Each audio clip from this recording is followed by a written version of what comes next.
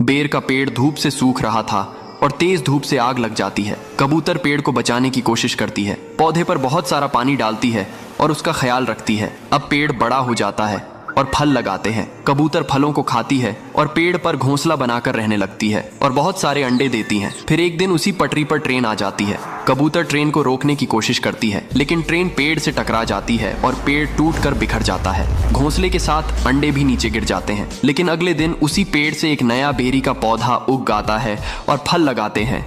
लेकिन कबूतर फिर भी रोने लगती है। फिर लाइक सब्सक्राइब नहीं